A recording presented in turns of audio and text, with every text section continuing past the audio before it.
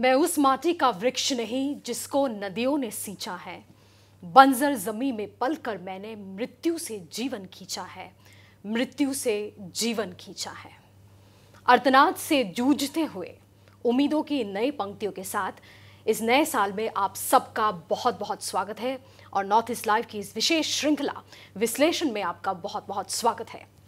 2020 में कोरोना ने जिस तरह से कहर ढाया, पूरे विश्व को जिस तरह से अपने पंजों में जकड़ा और हर क्षेत्र को, समाज के हर क्षेत्र को जिस तरह से चुनौतियों का सामना करना पड़ा, 2020 दर्द का चश्मदीद गवाह बन के रह गया। 2021 के इस नए साल में हम जिंदगी की उन पहलुओं को और उन सलीकों को याद तो जरूर रखेंगे, लेकिन अपने दिल में संजोए हुए सपनों को और संभावनाओं को फिर से पिरोने की कोशिश करेंगे। आज इस मंच में हमारे साथ एक खास पैनल हमारे साथ जुड़े हुए हैं। श्री किरीट चलिहा जी हमारे साथ जुड़े हुए हैं। पूर्व सांसद है, वरिष्ठ नेता है, कांग्रेस के अधिवक्ता है और सामाजिक राजनीतिक विश्लेषक है। किरीट चलिहा जी, आपका बहुत बहुत स्वागत है। डॉक्टर नारायण शर्मा जी हमारे साथ जुड़े हुए हैं, adjunct professor, school of natural science and engineering, national institute of advanced sciences studies, assistant professor, department of environmental biology and wild life science, cotton university हमारे साथ जुड़े हुए हैं। आपका बहुत बहुत स्वागत है। प्रमोद तिवारी जी वरिष्ठ पत्रकार हैं और सामाजिक राजनीतिक विश्लेषक है, हमारे साथ जुड़े हुए हैं। आपका बहुत बहुत स्वागत है। और डॉक्टर संगीता दत्त जी मनोरोग विशेषज्ञ और सामाजिक विश्लेषक हमारे साथ जुड़े हुए हैं। आपका बहुत बहुत स्वागत है। इस विषय में, इस मुद्दे में हम चर्चा आगे बढ़ाएंगे और सबसे पहले लेंगे एक इंट्रोडक्टरी कमेंट लेंगे। डॉक्टर संगीता दत्त जी और प्रमोद तिवारी जी, आपसे शुरुआत करने की कोशिश करेंगे। क्या कहेंगे, 2020 क्या पाया क्या खोया, और 2021 नया साल नया ख्याल, क्या कहेंगे? संगीता दत्त जी। क्या पाया क्या खोया, इस बारे में अगर बोलना है तो पहले तो सब लोग सोचते हैं कि बहुत कुछ खोया, क्योंकि 2020 के बारे में जब हम लोग सोचते हैं इमीडिएटली कोरोना के बारे में ही हम लोग सोचते हैं जी। मार्च से शुरू हुई कोरोना की जो एक पैंडेमिक, जो हमारे लिए काफ़ी बहुत मुश्किल रहा था और अभी भी थोड़ा थोड़ा है, लेकिन सब कुछ तो ख़त्म नहीं हो गया है। फिर भी बहुत कुछ हमने खोया। क्या खोया? बेसिकली बहुत ज़िंदगियाँ खोई, भारत में ही खाली नहीं, पूरे विश्व में ही बहुत सारे लोगों की मृत्यु हुई है।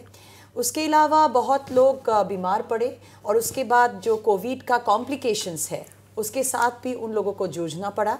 काफ़ी सारी कॉम्प्लिकेशंस की वजह से सिक्विली भी रह गए हैं, वो है हेल्थ सेक्टर का।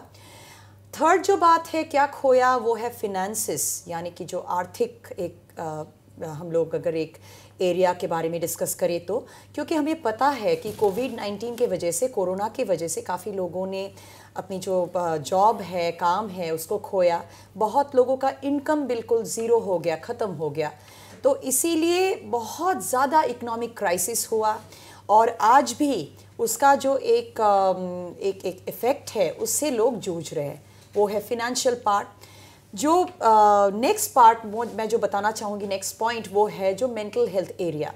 मेंटल हेल्थ एरिया के बारे में इसीलिए बताना पड़ा कि क्योंकि अब आहिस्ता आहिस्ता स्कूल कॉलेजेस खुलने लगे हैं, लेकिन जब लॉकडाउन हुआ था या लॉकडाउन के बाद भी बच्चों को घर पे ही रहना पड़ा। बच्चे, स्टूडेंट्स, हर एक को घर पे रहना पड़ा क्योंकि वो स्कूल कॉलेजेस बंद थे। तब बहुत बच्चों को, बहुत स्टूडेंट्स को काफ़ी सारी साइकोलॉजिकल प्रॉब्लम्स जैसे कि स्ट्रेस, एंजाइटी, डिप्रेशन और साथ में सुसाइड तक बहुत हद तक बढ़ा था। ऐसा हुआ। ऑनलाइन क्लासेस भी बहुत एक नई कॉन्सेप्ट थी, उसके साथ भी उसके बारे में बहुत कुछ सीखना पड़ा, एडजस्ट करना पड़ा और पेरेंट्स को भी सीखना पड़ा। और वहाँ आ गया कि हर एक बच्चे के साथ पास स्मार्टफोन भी नहीं था या इंटरनेट कनेक्टिविटी भी नहीं थी। इसको लेके भी डिप्रेशन हुआ, एंजाइटी हुआ और सुसाइड केसेस भी रिपोर्टेड हुए। इसके अलावा क्योंकि एक आम जिंदगी में बच्चों का खेलना कूदना बहुत ज़रूरी है और वो लोग अब खेल कूद नहीं सकते थे, बाहर नहीं जा सकते थे, स्कूल नहीं जा सकते थे, घर पे ही बैठे रहते थे, तो उसका भी एक बहुत बड़ा इम्पैक्ट रहा है, नेगेटिव इम्पैक्ट उनके मेंटल हेल्थ पर। इसके अलावा एडल्ट्स फिनेंशियल क्राइसिस की वजह से या भविष्य जो है उसका जो एक अनसर्टनिटी है कि पता ही नहीं है कि कोरोना कब ख़त्म होगा, आगे जाके ज़िंदगी कैसी होगी, इन चीज़ों को लेके काफ़ी हद तक, और टीवी बार बार देखने से एक हम लोग बोलते हैं इन्फोडेमिक भी हो गया था कि बार बार हम लोग इन्फॉर्मेशन हमें मिल रहा था, अमेरिका में क्या हुआ, स्पेन में क्या हुआ, इटली में क्या हुआ, महाराष्ट्र में क्या हुआ, अब आगे जाके क्या होने वाला है। जो इन्फॉर्मेशन था कोरोना को लेके उसका एक ओवरलोड हो गया था हमारे दिमाग में, उसके वजह से भी काफ़ी हद तक स्ट्रेस, एंजाइटी, डिप्रेशन बढ़ा और घरों में डोमेस्टिक वायलेंस बढ़ा है, ऐसा साइंटिफिक रिसर्च बोलता है। डोमेस्टिक वायलेंस और क्राइम रेट्स भी काफ़ी हद तक बढ़े हैं। तो ऐसे कुछ खोने के बारे में अगर हम लोग बोले तो बहुत लंबा लिस्ट है, लेकिन हमने बहुत कुछ पाया भी है। क्या पाया? एक तो है, मैं समझती हूँ ये एक गोल्डन अपॉर्चुनिटी, एक मौका था हम लोगों के लिए, ये समझने के लिए कि जिंदगी में हम लोग सब कुछ कंट्रोल नहीं कर सकते हैं। ऐसा काफ़ी हद तक ऐसा बहुत कुछ हो सकता है जो हमारे कंट्रोल से बाहर हो सकता है। एक छोटा सा वायरस एक हम लोगों की जिंदगियों को वो एक कोरोना वायरस हिला दिया। हाँ, और साथ में अमेरिका या स्पेन या इटली जैसे ऐसे पावरफुल नेशंस जिसको हम लोग बोलते हैं, उसका इकोनॉमी खराब हो गया है, लोग मरे हैं, ऐसा हो गया है। 2 नंबर है कि हम लोगों को सीखने को मिला कि पैसों से हम लोग सब कुछ नहीं खरीद सकते हैं। इंसानी रिश्ता जो एक साथ हम लोग रहने लगे लॉकडाउन के दौरान और एक दूसरे के साथ ज़्यादा वक्त बिताने लगे, तब हमें पता चला कि हमारे बच्चों के साथ, हमारे हस्बैंड के साथ, माता पिता के साथ जो हमारा रिश्ता है, जो हमारी बिजी शेड्यूल की वजह से काफ़ी हद तक नेग्लेक्टेड हो गई थी, तो वो रिश्ते कितने हमारी ज़िंदगी में इम्पॉर्टेंट है, महत्व रखती है, और उस पर हम लोग ज़्यादा ध्यान देने लगे। और आजकल हम लोग पैसों पर, मैंने एटलीस्ट ये सीखा है, कम ध्यान देते हैं। पैसों से सब कुछ खरीदा नहीं जा सकता है, लेकिन इंसानी रिश्ते, इंसानी जज्बात, ये सब बहुत जरूरी है। जी, we are going back to basics and हम लोग काफी हद तक स्पिरिचुअल हो गए हैं, जो बहुत जरूरी था, क्योंकि साइकियाट्री में हमेशा बोला जाता है कि आज की डेट में सबसे बड़ी नीड है इंसान का स्पिरिचुअल कोशेंट बढ़ाना। जी, और वो कोरोना ने हमें सिखाया। जी बिल्कुल, इस बारे में और विस्तार से हम बात करेंगे। बहुत बहुत धन्यवाद। बहुत ही संक्षेप में बहुत ही महत्वपूर्ण टिप्पणी आई है कि we are going back to basics. अगर हम पॉजिटिविटी की बात करें, अगर हम इस बात पर फोकस करें कि हमने क्या पाया। प्रमोद तिवारी जी, हर क्षेत्र के साथ आप जुड़े रहते हैं क्योंकि आप एक पत्रकार हैं। एक पत्रकार होने के नाते हर क्षेत्र, चाहे वो कल्चर हो, चाहे वो एजुकेशन हो या फिर इकोनॉमी हो, हर क्षेत्र के साथ आप जुड़े रहते हैं, हर क्षेत्र का जानकार माने जाते हैं। उस हिसाब से संक्षेप में अगर आप कहना चाहेंगे, इस पूरे स्कीम ऑफ थिंग्स को आप विश्लेषण करना चाहेंगे, किस तरह से आप विश्लेषण करेंगे? देखिए, कोरोना महामारी पिछले साल मार्च में शुरू हुई, तो मैं समझता हूँ कि उसने, एक तो इंसान जो अपने आप को ऑल पावरफुल समझता था, उसको उसकी हैसियत उसने बता दी। कुदरत ने, प्रकृति ने इंसान को उसकी हैसियत से रूबरू करा दिया। बहुत खूब। पहली बात। दूसरी बात यह है कि जब कोरोना काल में सारी मानव जाति लॉकडाउन के चलते, कर्फ्यू के चलते घरों में बंद हो गई थी, तब प्रकृति और जो दूसरे जीव जंतु है उन्हें भी ये महसूस होने लगा उस दौर में, जब हम घरों में दुबके हुए पड़े थे, तो उन्हें महसूस होने लगा कि इस धरती पर, इस पृथ्वी पर उनका भी हक बनता है। आपने देखा होगा कोरोना काल में, मेरा घर नदी के किनारे, ब्रह्मपुत्र के किनारे, तो कोरोना काल में उत्तर पार जितना क्लियर मुझे नज़र आता था, मेरी ज़िंदगी में मुझे कभी नज़र नहीं आया। इन्वायरमेंट साफ़ सुथरा हो गया।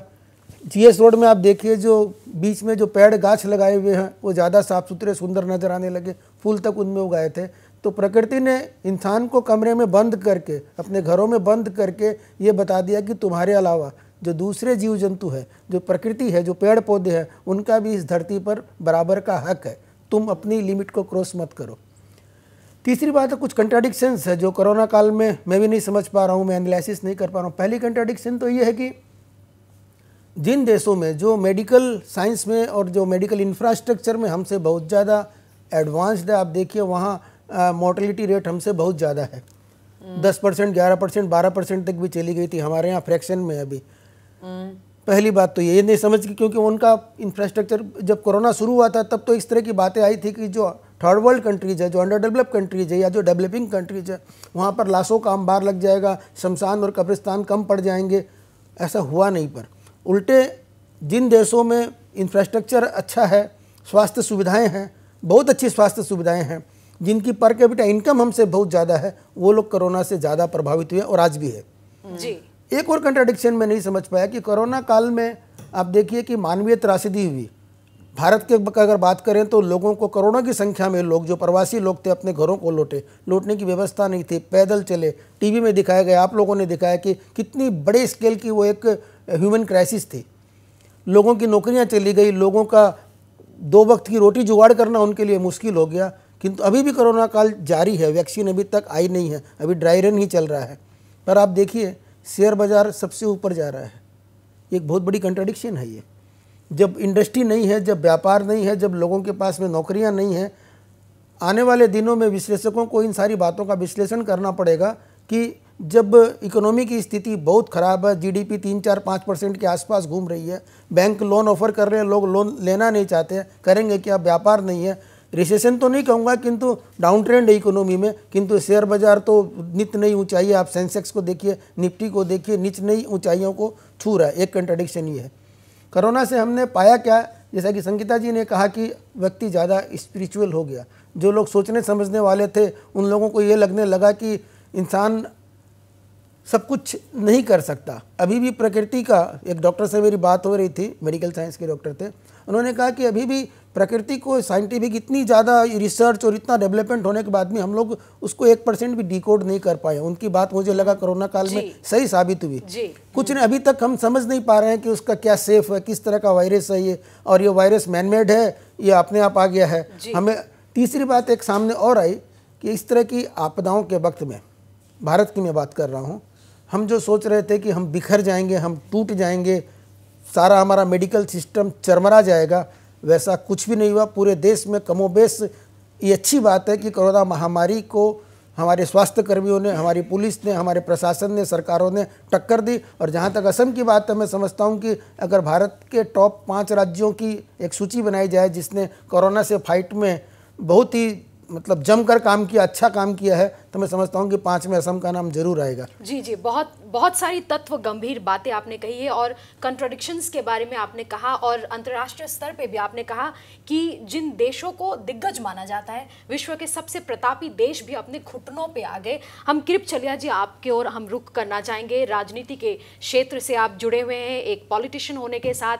आप एक अधिवक्ता है, अंतर्राष्ट्रीय स्तर में भी आप इंटरनेशनल लेवल में आप जानकार हैं और आप जुड़े भी हैं, कल्चरल सेक्टर के साथ भी आप जुड़े हुए हैं। इन सारी जो क्षेत्र है, इन क्षेत्रों में जिस तरह से प्रमोद तिवारी जी ने कहा, खास करके अंतर्राष्ट्रीय स्तर पर इस पूरे प्रभाव को 2020 की जो सीख है, 2020 में जो कोरोना काल में जो हमको सलीका सिखाया, जिंदगी की पहलुओं को आप किस तरह से विश्लेषण करेंगे, और 2021 में आशाओं और प्रत्याशाओं को आप किस तरह से विश्लेषण करेंगे। कृप चलिए हाजी। देखिए, विश्लेषण जो होता है तो वो हर आदमी अपनी अपनी तरह से विश्लेषण करते हैं। अभी प्रमोद जी ने जिस ढंग से किया, it was a philosophical analysis and he became philosophical and give philosophical interpretation. जी, संगीता जी एक मानसिक चिकित्सक है, उन्होंने मानसिक जो लोगों का अवस्था में जो परिवर्तन हुआ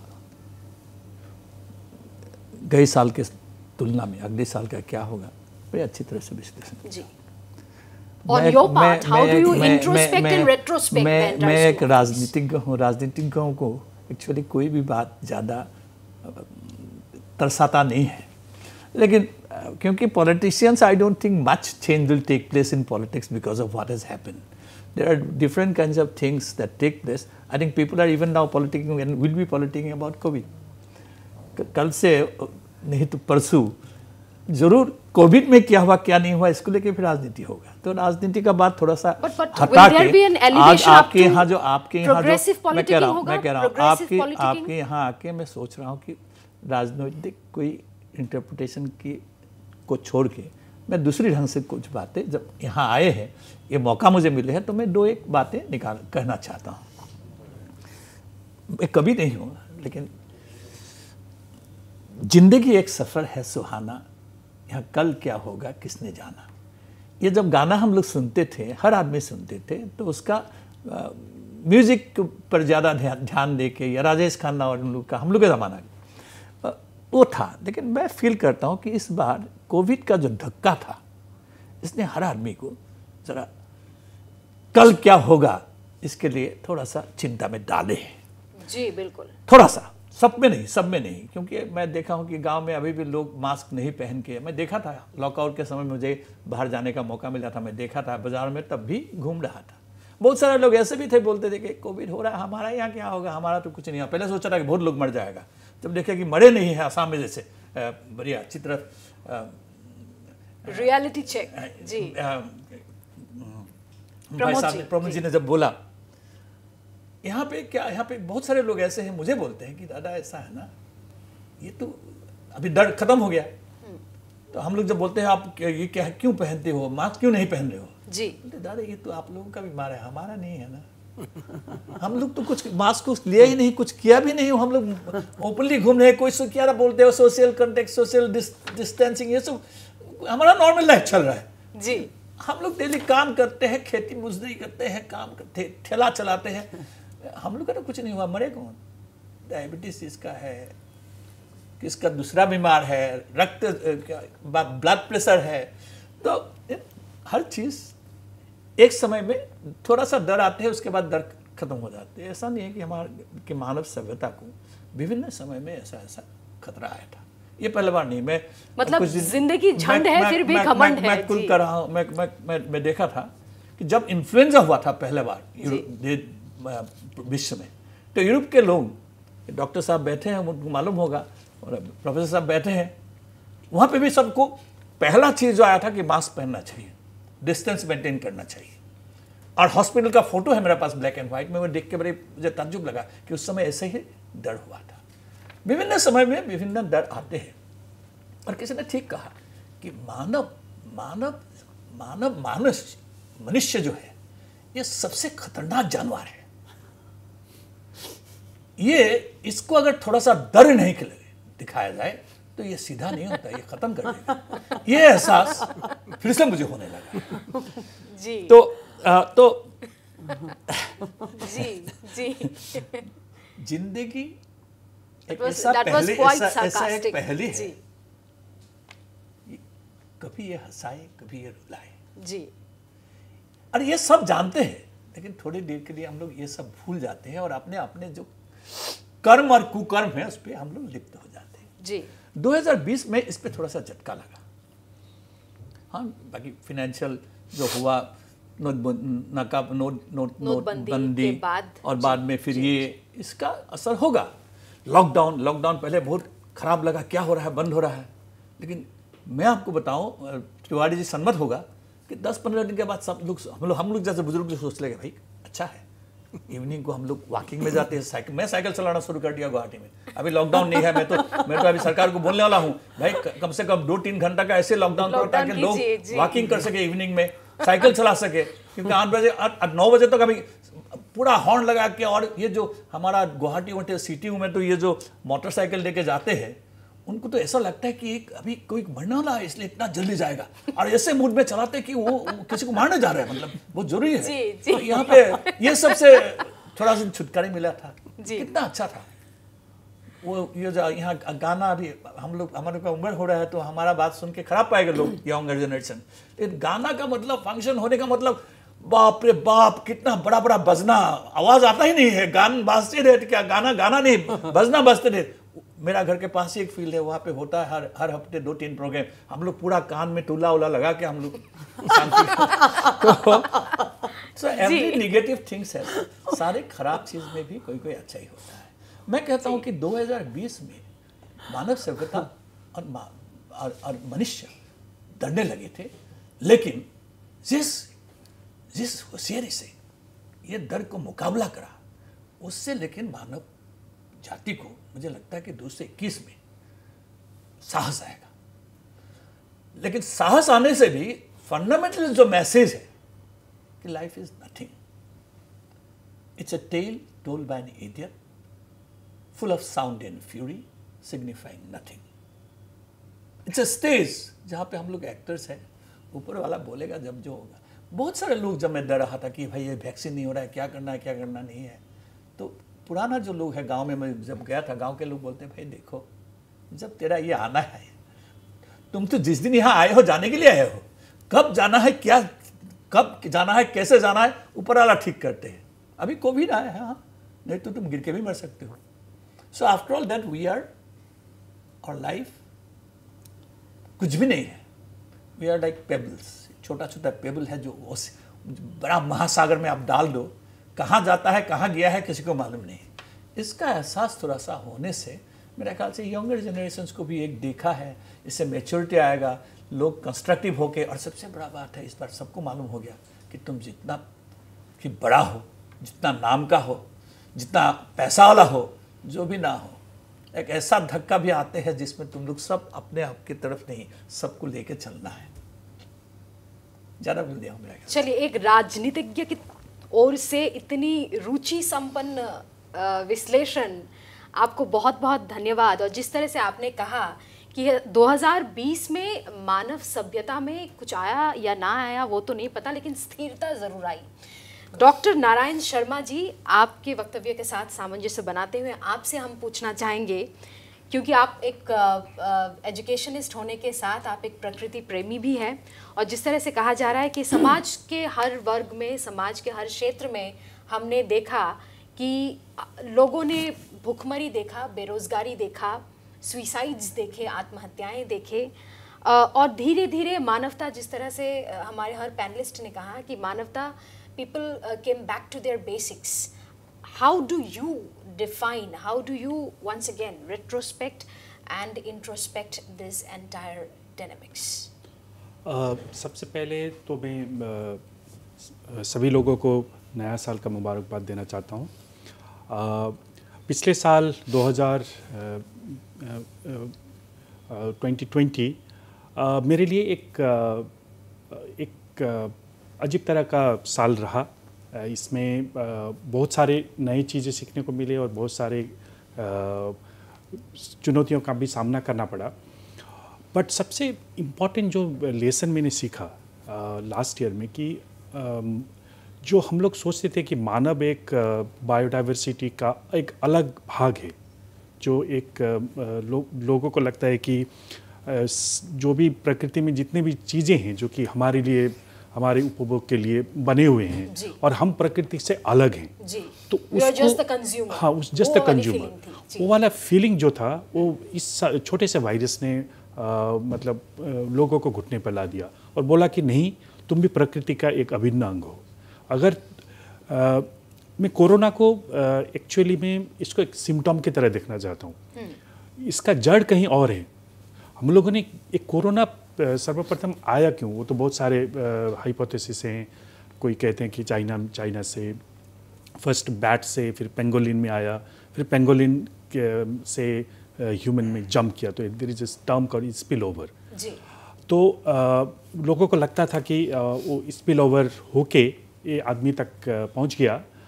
बट सबसे तो स्पिल ओवर होने के कारण क्या था, अगर आप देखा जाए तो जो पेंगोलिन है नॉर्थ ईस्ट में वर्ल्ड का सबसे ज़्यादा ट्रैफिक्ड एनिमल अगर कोई है तो पेंगोलिन है जी।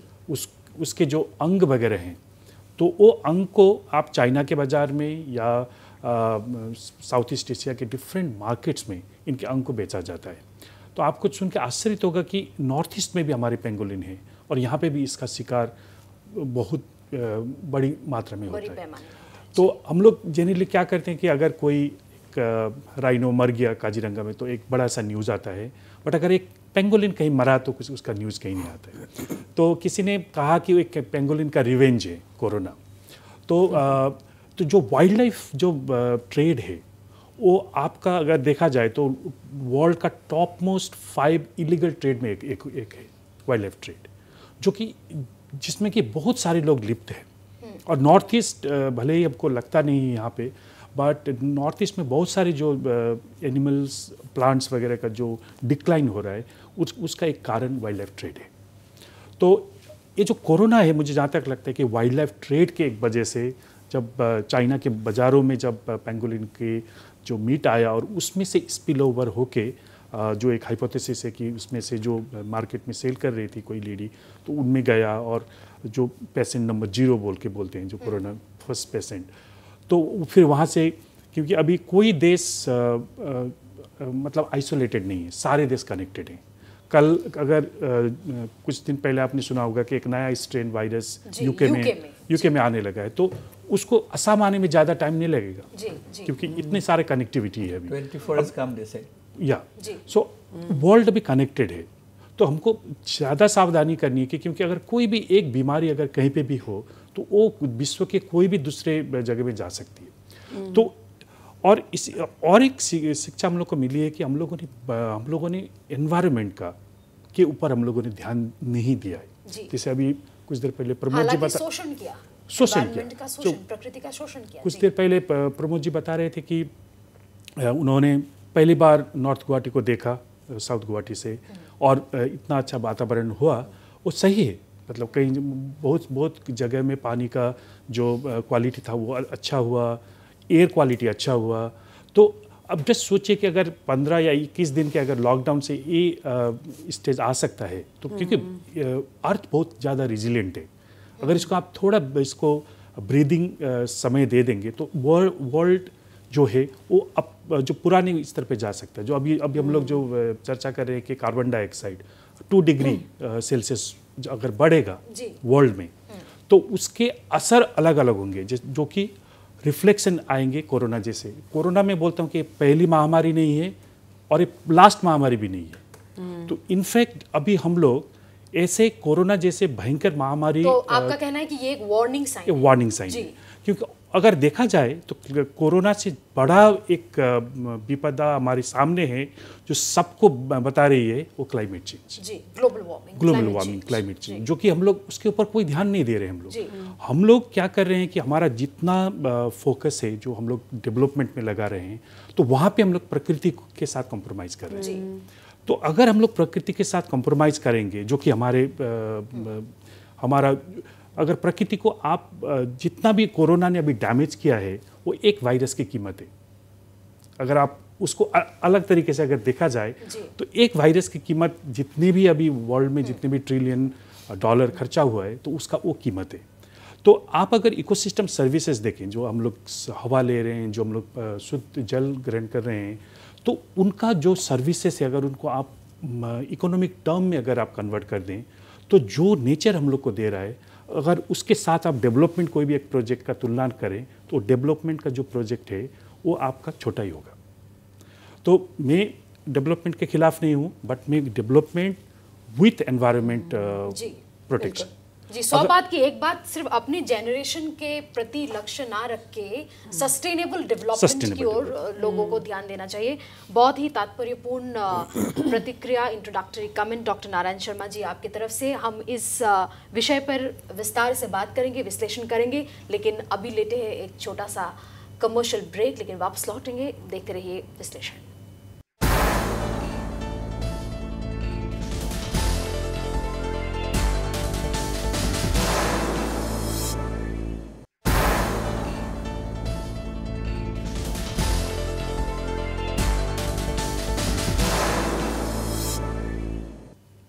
ब्रेक के बाद वापस लौटेंगे। डॉक्टर संगीता दत्त जी आपकी ओर रुख करेंगे, और जिस तरह से हम मानसिक संतुलन, मानसिक स्वास्थ्य के बारे में बात कर रहे थे, एक बहुत ही महत्वपूर्ण तथ्य है, बहुत ही सेंसिटिव सा मामला है। कहा गया है, एक according to one of the researchers कहा जा रहा है कि मेंटल हेल्थ कोविड-19 के बाद worst hit to mental health after world war 2, यानी कि दूसरे विश्व युद्ध के बाद कोविड-19 मानसिक स्वास्थ्य के लिए बहुत ही ज़्यादा घातक साबित हुआ। बिल्कुल। अब धीरे धीरे कोरोना की स्थिति में सुधार हुआ है, जिंदगी वापस पटरी में आया है।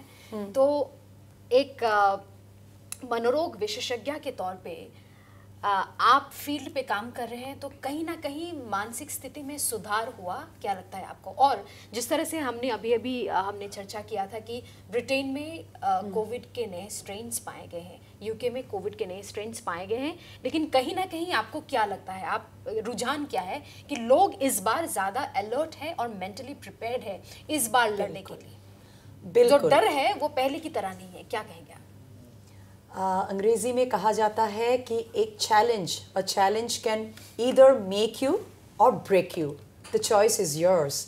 लेकिन जो लोग, मैं बहुत खुद को बहुत सौभाग्यवती मानती हूँ कि आज भी मैं ज़िंदा हूँ और हेल्दी हूँ, क्योंकि बहुत सारे लोगों ने अपने प्राण गंवाए, बहुत सारे लोग कोरोना से जो बीमारी हुई उससे जूझ रहे हैं, आज भी ऐसा है, कॉन्सिक्वेंस से जूझ रहे हैं। फिनेंशियल एस्पेक्ट्स के बारे में हम लोगों ने बात की, और क्योंकि ज़िंदगी इतनी बदल गई थी, वो हम लोग न्यू नॉर्मल बिल्कुल बोलते हैं, लेकिन उसमें नॉर्मल से तो कुछ भी नहीं था कि मास्क पहन के चलना। हम लोग हमेशा बोलते हैं कि इंसान सोशल एनिमल है, लेकिन इंसान को हम बोलते हैं कि तुम सोसाइटी में मत जियो, तुम अकेले जियो, घर के अंदर जियो। तो ये प्रकृति के विरुद्ध कुछ हो रहा था जी। हाँ, वो हमें करना ही पड़ा क्योंकि वो प्रोटोकॉल में है, नहीं तो कोरोना हमें मार डालेगी। लेकिन क्या है, उस दौरान काफ़ी हद तक मानसिक बीमारियां बढ़ी, वो हम सब लोगों को पता है। फिर से मैं रिपीट कर रही हूँ, एंजाइटी, स्ट्रेस लेवल्स बहुत ज़्यादा था बच्चों में, एडल्ट्स में, और जेरियाट्रिक पॉपुलेशन में, जो लोग 60 साल के ऊपर भी हैं उन लोगों में भी। और लोनलीनेस काफ़ी बढ़ा, एक अनसर्टनिटी फ्यूचर को लेके, डेथ का जो एक फियर कि मरने का डर इंसान में एकदम घुस गया। इन्फोडेमिक के बारे में मैंने मेंशन किया, बहुत लोग दिन भर घंटों तक टीवी देखते थे, कोरोना के बारे में जानकारी वो लोग हासिल करना चाहते थे। अमेरिका में क्या हुआ, ब्रिटेन में क्या हुआ, अब क्या हो रहा है, आगे जाके क्या होगा, ये सब सोच सोच के इंसान एंजाइटी से गुजर रहा था, और उसको इन्फोडेमिक बोलते हैं, वो हैंडल नहीं कर पा रहा था। इंसोम्निया एक नई बीमारी पहले से ही था, लेकिन अब बहुत बढ़ गया है। लोग सो नहीं पाते थे, रात भर जगे रहते थे, दिन को कभी कभार सोते थे, और वैसे भी एक एबनॉर्मल लाइफस्टाइल हो गई थी, मानसिक बीमारियां बहुत बढ़ी थी। लेकिन इस चैलेंज के बाद, ये जो चुनौती रही है हम सब लोगों के लिए, उसके बाद आज जो हम लोग यहाँ बैठे हैं, डिस्कस कर रहे हैं, विश्लेषण कर रहे हैं, और जो लोग हमें शायद देख रहे हैं, मेरा विश्वास है, क्योंकि बहुत लोगों से मैं खुद मिली भी हूँ, आज भी यहाँ से क्लिनिक जाना है, लोग अभी बहुत ज़्यादा प्रिपेयर्ड है। रेजिलियंस बोल के एक टर्म है साइकोलॉजी में, उसका अर्थ ये है कि कोई भी चैलेंज हो, ईश्वर ने या प्रकृति ने हमें ऐसे बनाया है कि हम लोग उसके साथ अडेप्ट कर सकते हैं जी। और बहुत लोगों ने अडेप्ट किया भी है। इसका मतलब ये है कि भविष्य में अगर फिर से एक महामारी आई या कुछ एक नया स्ट्रेन आया, आज हम लोगों का अवेयरनेस या जागरूकता बहुत ज़्यादा है, क्योंकि मार्च में हमें कुछ पता ही नहीं था कोरोना क्या है, कोविड क्या है, ये कैसे, इसका संक्रमण कैसे होता है, मोर्टेलिटी रेट, मॉर्बिडिटी रेट क्या है, सब नया था जी। लेकिन अब हमें पता है। अब अगर एक नया स्ट्रेन भी आता है या कुछ और भी एक नया चैलेंज, चुनौती हमें फेस करना पड़ता है, हम लोग काफ़ी हद तक मेंटली प्रिपेयर्ड है और ऑप्टिमिस्टिक है, पॉजिटिव है जी। हम सभी लोग जानते हैं कि जान है तो जहान है। जान को बचाने के लिए कुछ प्रोटोकॉल का मान के चलना बहुत ज़रूरी है। मास्क पहनना हो, हाथ साफ रखना हो, या सामाजिक जो एक दूरी है वो बनाए रखना हो, ये सब हमें मान के चलना होगा। और एक बैलेंस, प्रकृति के बारे में इन्होंने बोला, डॉक्टर नारायण शर्मा जी ने, मुझे बताना है कि बहुत सालों बाद इन दिनों हम लोग, जैसे कि मैं कोट पहन रही हूँ, विंटर क्या है, सर्दी क्या है, हमें महसूस हुआ। यह है क्योंकि पोल्यूशन काफ़ी हद तक कम था इस बार, क्योंकि लोग घरों में थे और बाहर ट्रैफिक कम था, तो वो भी एक पॉजिटिव एडवांटेज रहा है। लेकिन हम लोग मानसिक स्तर पे काफ़ी हद तक आज सबल है और बहुत स्ट्रांग हो गए हैं, और काफ़ी हद तक हम लोग प्रिपेयर्ड भी है। जी डॉक्टर संगीता दत्त, जैसे कि हम स्क्रीन पे देख सकते हैं, मैंने जैसे कि कहा कि जिंदगी जैसे वापस पटरी में आ गए लोग, ये न्यू ईयर सेलिब्रेशंस पूरे विश्व से यहाँ पे विजुअल्स हम स्क्रीन पे देख सकते हैं। प्रमोद तिवारी जी, थोड़ा सा एंटरटेनमेंट सेक्टर या फिर जिस तरह का माहौल है, सेलिब्रेशंस का माहौल है, लोग जैसे, मतलब ये एक पहला न्यू ईयर है जहाँ पे लोगों के बीच जो खुशी है, उस खुशी की कोई सीमा नहीं है, क्योंकि लोगों की ज़िंदगी जैसे पिंजड़े में बंद हो गई थी, एक कश्मकश सी थी, और अब जैसे लोगों को नई ज़िंदगी मिल गई है। तो थोड़ा सा अगर हम एंटरटेनमेंट इंडस्ट्री की अगर हम बात करें, तो जैसे कि हम जानते हैं कि शूट से लेके makeup limitations, location limitations, travel limitations, हर तरह की लिमिटेशंस, कंस्ट्रेंट्स, सिनेमा घरों में का बंद होना, सब कुछ जैसे हर चीज़ की गति जैसे बंद हो गई थी, everything came to a standstill and everything went for a toss. तो उस चीज़ का वापस आना, लोगों के बीच ट्रैवलिंग वापस आना, लाइफस्टाइल का वापस आना, एंटरटेनमेंट का वापस आना, शूट्स फिर से शुरू होना, क्या है, आप क्या कहेंगे? 2020 के बारे में तो हमने काफ़ी डिस्कशंस कर लिया, लेकिन 2021 आते आते हमने देखा पूरे विश्व में जैसे कि खुशियों का माहौल है, सेलिब्रेशंस का माहौल है। प्रमोद जी, देखिए, इंसान को बहुत ज़्यादा समय तक आप एक कुछ जिसको कहते हैं रेस्ट्रिक्शंस में बांध कर नहीं रख सकते। जी। लोगों को अब लगने लगा कि कोविड धीरे धीरे जा रहा है, ये वैक्सीन आ रही है, कई तरह की वैक्सीन आ रही है, भारत में ही बन रही है। सीरम इंस्टीट्यूट की वैक्सीन का ड्राई रन शुरू हो चुका है, 30, 40, 50 करोड़ लोगों को दी जाएगी, और भारत तो हब बनने जा रहा है, सबसे ज़्यादा प्रोडक्शन अपने यहीं होने वाला है। इसके अलावा आपने देखा होगा कि इस कोविड काल में एक इंडस्ट्री जो सबसे ज़्यादा ग्रो की है वो है इम्यूनिटी इंडस्ट्री। ऐसी ऐसी दवाएं जिनके गिलोय कोई नहीं जानता था, अब हर चौराहे पर बिकती है। जी जी बिल्कुल। तो सारे लोग गिलोय खा रहे हैं, कोई और च्यवनप्राश खा रहा है, कोई और कुछ खा रहा है, और इम्यूनिटी के नाम पर सबको लिमसी ही चाहिए। फार्मेसी वाला बोल रहा है कि मैं आपको दूसरी एक टैबलेट दे रहा हूँ, ये इसकी कैल्शियम की या विटामिन सी की, तो वो नहीं मानेगा, उसको लिमसी ही चाहिए। जी, लोगों के जहन में घुस गया है कि लोगों के लिमसी, जहन में घुस गया, जी। किंतु इम्यूनिटी इंडस्ट्री काफ़ी बूस्ट हुई है। जी। तो ये इंडस्ट्री जिसको कहते हैं कि क्राइसिस में अपॉर्चुनिटी उन लोगों को दिखी और उन लोगों ने उसको पूरा भुनाया। जहाँ तक न्यू ईयर में या फिर आप देखिए पिकनिक स्पॉट वगैरह के ऊपर भी आप दीपर बिल चले जाइए, हजारों लोगों की भीड़ आपको मिलेगी। वैसे भी हमारे असम में ये पिकनिक का माहौल के दिन होते हैं, दिसंबर से लेकर जनवरी के लास्ट तक। और अब असम के लोग वैसे भी, मैं समझता हूँ कि अगर कोई पैरामीटर हो, कोई इंडिसेज हो, तो विश्व में सबसे आनंदी लोग हम लोग हैं। 3-4 महीने हम लोग खुशी मनाते हैं, नाचते गाते हैं। तो सारा साल बिहू चलता ही रहेगा। तो ये हमारी फितरत में, हमारी कल्चर में, हमारी सोच में है कि टेंशन नहीं लेने का। एक तो जो होगा देखा जाएगा। तो एक तो नए साल में हमने देखा, वो एक उसका प्रकटीकरण था कि टेंशन नहीं लेने का, जो होगा देखा जाएगा। कोरोना के बारे में एक और इंटरेस्टिंग बात थी, करीबदा बता रहे थे कि ये वास्तव में हिंदुस्तान के अगर परिप्रेक्ष्य में देखें तो ये शहर की बीमारी बन के रह गई। गांव में कोई नहीं है। मेरा ननिहाल पानी तोला है तिनसुकिया के बगल में, वहाँ जाता हूँ, वहाँ किसी को पता ही नहीं है कोरोना। बोलते हैं, कई बार पुलिस वाले आकर हड़का जाते हैं तो हम लोग मास्क लगा लेते हैं, नहीं तो मास्क वास्क हम लोग लगाते नहीं है। इसी तरह और भी जगह पर मैं गया, काफ़ी ट्रैवल करना पड़ता है, तो गांव में इस तरह की कोई बात नहीं थी। और वो यही कहते थे कि हम लोग मेहनत मजदूरी करने वाले लोग हैं, ये कोरोना हमें नहीं होने वाला, ये आप लोगों की, शहर के लोगों की बीमारी है।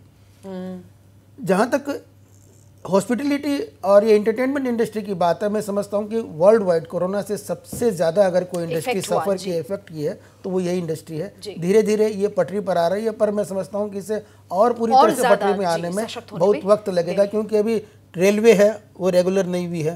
ट्रेन ट्रैफिक में समझता हूँ कि 10 to 15% है। एयर ट्रैफिक के भी यही हाल है जी। और उस पे फिर से वापस और होटल वगैरह की भी बात करते हैं तो वो बोलते हैं ऑक्यूपेंसी रेट जो इस सीजन में, इसको ये टूरिस्ट सीजन कहा जाता है, जहाँ पर 100% हुआ करती थी, 90% हुआ करती थी, अभी 10 से 15-20%। चलिए, वापस पटरी में आ तो रही है, लेकिन धीरे धीरे बहुत धीमी। चलिए किरिपछला जी, वापस आपकी ओर रुक करेंगे। राजनीति, यानी कि राज्य की राजनीतिक पृष्ठभूमि में अगर इस बार सबसे बड़ा हादसा अगर 2020 में माना जाएगा, हमारे बीच जननेता तरुण गोगोई जी नहीं रहे, लेकिन अब उस हादसे से उभर के या फिर उन यादों के साथ हम आगे बढ़ने की कोशिश कर रहे हैं। राज्य में 2021 में इलेक्शंस है, चुनाव आने वाले हैं, तो क्या कहेंगे राजनीति की गलियारों में डायनेमिक्स कैसा है?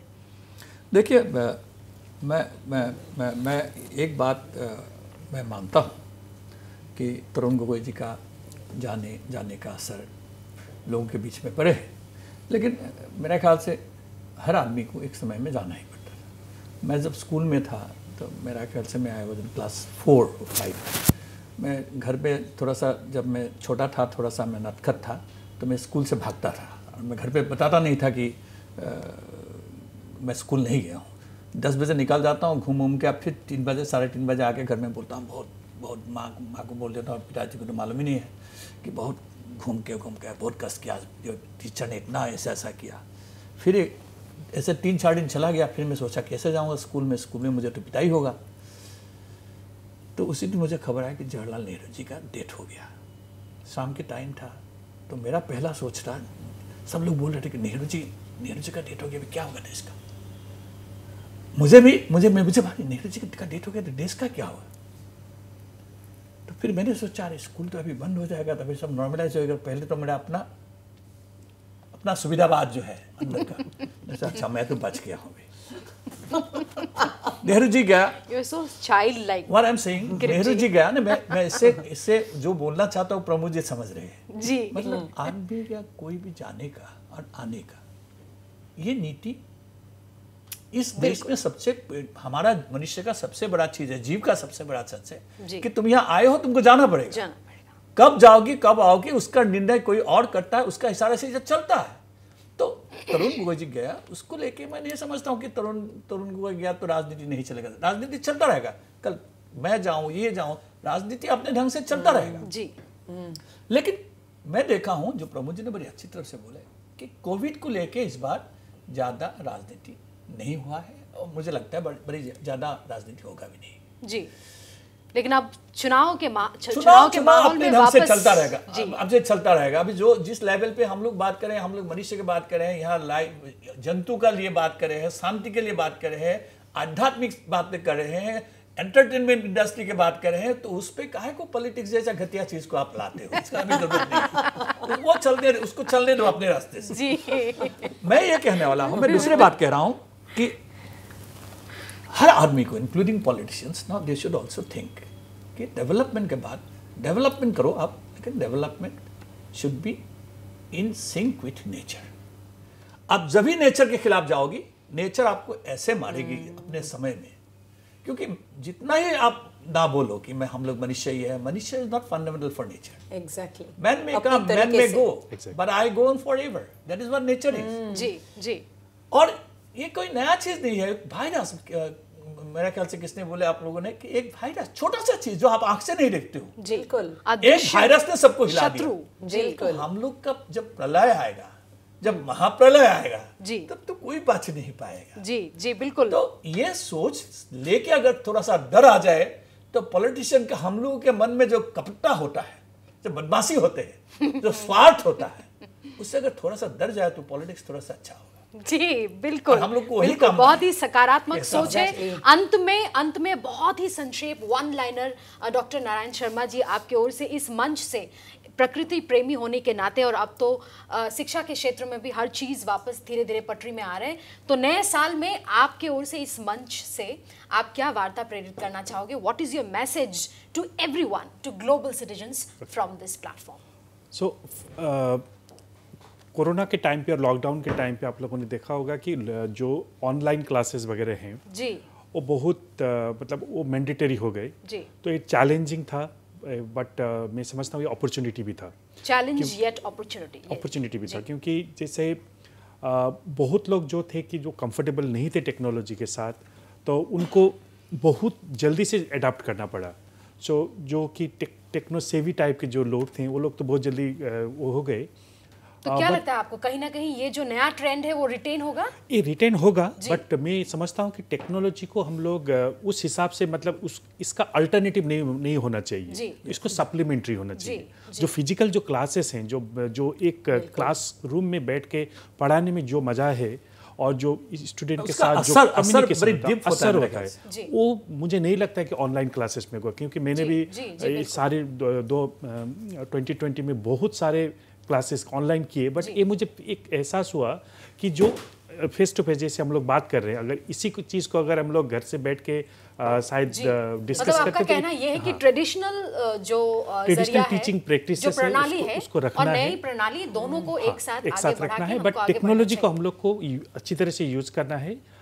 तभी मुझे लगता है कि जो शिक्षा में जो लोग, जैसे गुवाहाटी में बैठ के अभी हम स्टैनफोर्ड या कैम्ब्रिज के लेक्चर वगैरह हम लोग सुन पा रहे हैं, तो ये कोई भी अगर इसमें और इंटरनेट कनेक्टिविटी स्ट्रेंथन किया जाए, इंफ्रास्ट्रक्चर अगर और डेवलप किया जाए, क्योंकि अब आपको जान के हैरानी होगी कि गुवाहाटी के कुछ ऐसे पॉकेट्स हैं जहाँ पे इंटरनेट अभी भी फैसिलिटी नहीं है। तो आपका कहना है कि हर 100 बात की एक बात यह है कि ट्रेडिशनल चीज़ों को या फिर ट्रेडिशनल प्रणालियों को ध्यान में रखते हुए हमको नई प्रणालियों को भी अपनाना चाहिए और आगे बढ़ना चाहिए। और बहुत बहुत धन्यवाद। इस मंच के माध्यम से मैं और एक चीज़ बताना चाहता हूँ कि जो बायोडाइवर्सिटी है जो हम लोग सोचते हैं या जो नेचर जो रिलेटेड चीज़ है उसको मेन स्ट्रीमिंग करने की जरूरत है और इसमें मीडिया एक बहुत ही बड़ा रोल ऑफ एनवायरमेंट कॉन्शियसनेस। जी बिल्कुल, बहुत ही महत्वपूर्ण बात कही आपने। बहुत बहुत धन्यवाद चारों पैनलिस्ट को हमारे साथ जुड़ने के लिए। और इस मंच से बात मैं बता सकती हूँ, हम एक लाइन, वन लाइन जी बोला गया है कि कोरोना महामारी के बाद मेंटल हेल्थ इलनेस नई महामारी होके आएगा। इसको रोकने के लिए हम लोगों को एक ही बात ध्यान में रखना है, मन के हारे हार, मन के जीते जीत। इसीलिए मन से कभी हार नहीं मानना है। जी बहुत बहुत धन्यवाद। मेंटल कॉन्शियसनेस, एनवायरमेंटल कॉन्शियसनेस और लाइफ कॉन्शियसनेस, स्पिरिचुअल कॉन्शियसनेस, हर चीज़ को मेन स्ट्रीम करना बहुत बहुत ज़रूरी है। चारों पैनलिस्ट को धन्यवाद हमारे साथ जुड़ने के लिए इस महत्वपूर्ण विश्लेषण में। अगले बुधवार को एक नए विषय के साथ हम वापस जुड़ेंगे। देखते रहिए विश्लेषण, देखते रहिए नॉर्थ ईस्ट लाइव। नमस्कार।